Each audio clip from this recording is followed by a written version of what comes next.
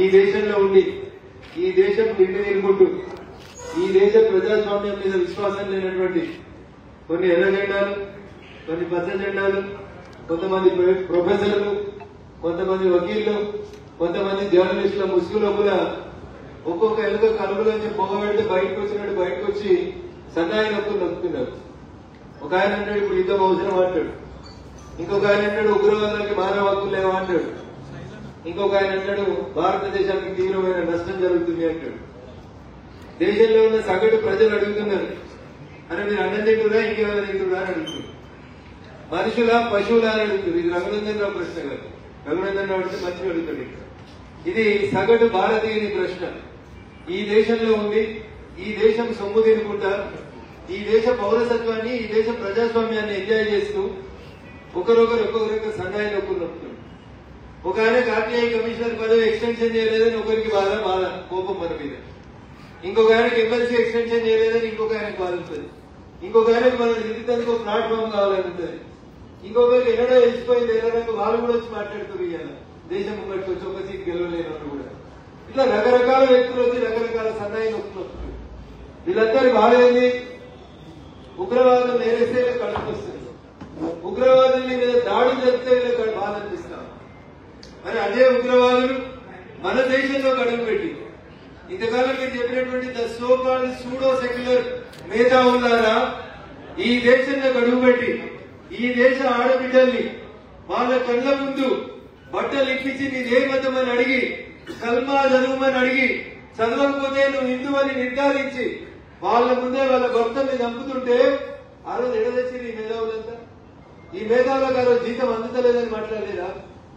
26 మంది ఏం నేరం లేనటువంటి వ్యక్తులు, అభం శుభం తెలియని వాళ్ళు, జమ్మూ కాశ్మీర్ లో ఒక ప్రజాస్వామ్య ప్రభుత్వం ఉంది, ప్రజలకి ఇంత ఆదాయం పెరుగుతుంది, జమ్మూ కాశ్మీర్ బాగుంటుంది అని చెప్పి నమ్మి నరేంద్ర మోడీ గారి నాయకత్వాన్ని విశ్వసించి జమ్మూ కాశ్మీర్ పోతే అత్యంత కిరాతకంగా ఆడబిడ్డల ముందే భర్తల్ని చంపితే ఏం చేయాలి?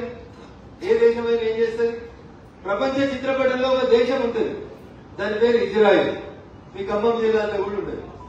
మొత్తం ఇజ్రాయిల్ తీసుకుంటే ఖమ్మం జిల్లా అంతా కూడా ఉండదు. ఇజ్రాయిల్ అనే ఒక దేశం తన దేశ పౌరుల మీద బాంబులేసిరని గాజా అనే ఒక పట్టణాన్ని ప్రపంచ చిత్రపటం నుంచి తుడిచిపెట్టింది ఇజ్రాయిల్.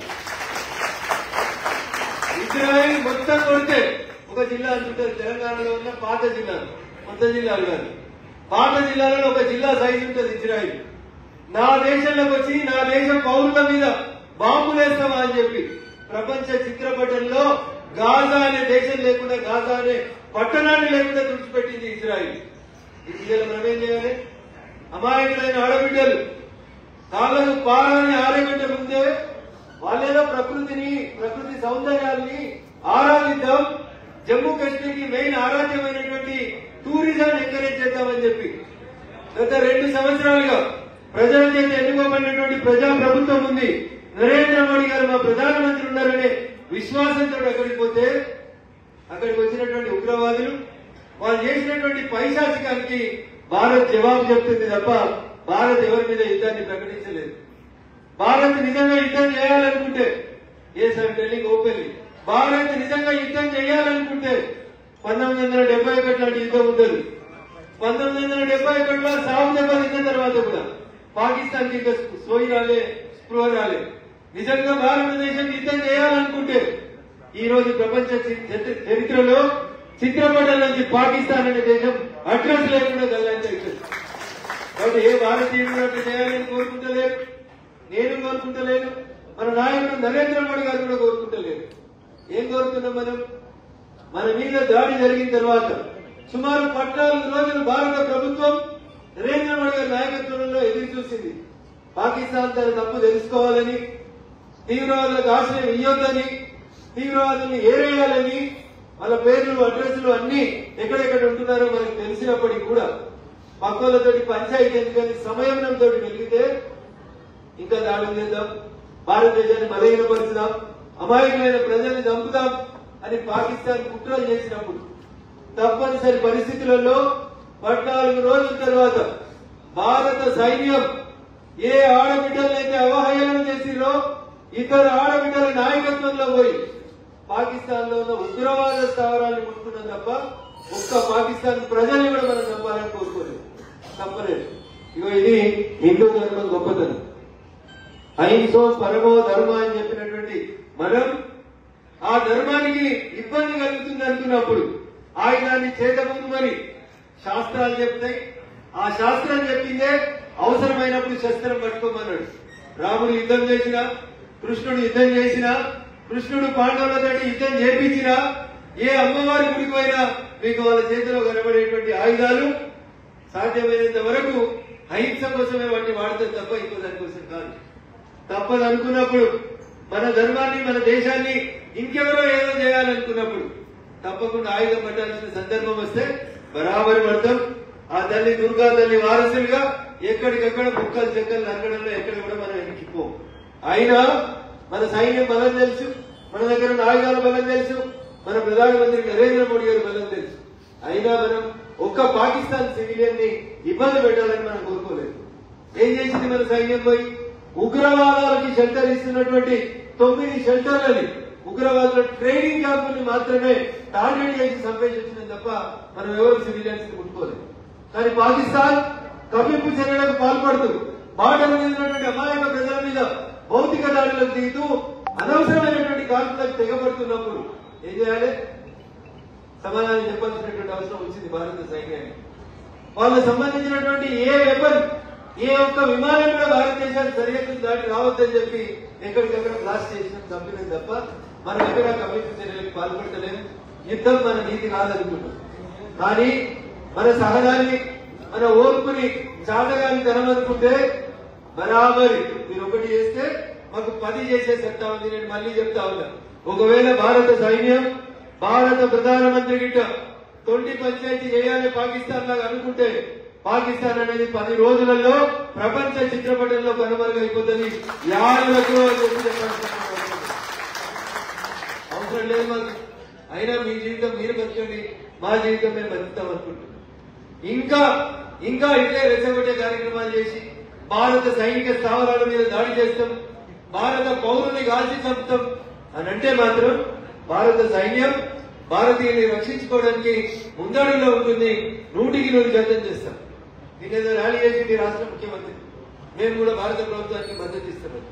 నేను అడుగుతున్నా, ఈ రాష్ట్రంలో ఉన్న రోహింగ్యాలు, ఈ రాష్ట్రంలో ఉన్న పాకిస్తానీలు మదర్సాలలో షెల్టర్ తీసుకుంటున్నటువంటి ఇల్లీగల్ గా ఈ రాష్ట్రంలో ఉంటున్నటువంటి విధవలందరినీ రేవంత్ రెడ్డి ఎప్పుడు ఏరేస్తామో చెప్పాలి. అదే మీకు చిత్తశుద్ధి. కాకినాడ మీదకి వచ్చి ర్యాలీ తీసి గట్టిగా భాషించిపోతే కాదు. నీ ఖమ్మంలో, నీ నల్గొండలో, నీ భాగ్యనగరంలో, మా మెదక్లో ఇల్లీగల్ వచ్చి నివాసం ఉంటున్నటువంటి మదర్సాల్లో ఉంటున్నటువంటి వాళ్ళు రోహింగ్యాలు, బంగ్లాదేశీలు, పాకిస్తానీలని ఎప్పుడు ఏరేస్తామో చెప్పు రేవంత్ రెడ్డిని. ఇలా తెలంగాణ సమాజం కాంగ్రెస్ పార్టీని రేవంత్ రెడ్డి గారిని అడుగుతుంది. ఇది చేతల ప్రభుత్వమే అయితే మీరు మాటలు మాట్లాడగానే చేతలు కూడా చేసే దమ్ము కాంగ్రెస్ ఉంటే నేను అడిగిన ఈ 3 తెగలకు సంబంధించిన వ్యక్తుల్ని వెంటనే ఏరి తెలంగాణ పులివెందులు దాటిదాకా బయటికి పంపించడమే మీ కాంగ్రెస్ పార్టీ మోడీ గారికి, భారత ప్రభుత్వానికి చేసేటువంటి సపోర్ట్ అని చెప్పి ఈ సందర్భంగా చాలా స్పష్టంగా అడుగుతున్నారు. సస్పెండ్ చేసి ప్రొఫెసర్లని ఎందుకు మాట్లాడతారు? ఈ దేశ సార్వభౌమాధికారానికి, ఈ దేశ సమగ్రతకు వ్యతిరేకంగా ప్రభుత్వం సొమ్ము తింటున్నారు మాట్లాడుతున్నప్పుడు అయ్యా రేవంత్ రెడ్డి ముందు వాళ్ళందరినీ అరెస్ట్ చేయి, వాళ్ళ ప్రభుత్వ ఉద్యోగాల నుంచి తొలగించి. ఇది భారతీయ జనతా పార్టీకి మేము చేస్తున్నటువంటి డిమాండ్. మేము మళ్ళీ చెప్తా ఉన్నాం, మేము ఎవరిని ఇల్లీగల్ గా చంపాలనుకోవట్లేదు, ఏ దేశ పొలిమేరల్లోకి ఇల్లీగల్ గా వెళ్లాలనుకోవట్లేదు. కానీ మా దేశం పొలిమేరలు దాటి రావాలనుకుంటే ఖచ్చితంగా కాల్చుతాం, కూల్చుతాం, మిమ్మల్ని పూర్తి చేసి పంపిస్తామని చెప్పి పాకిస్తాన్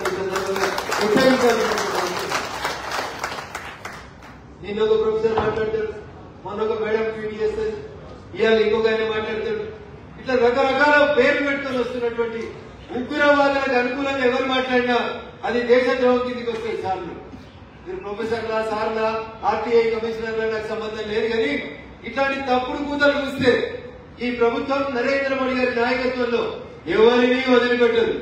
కొంచెం వెనుక, కొంచెం బరాబర్ మూతోడు జవాబు వస్తుంది.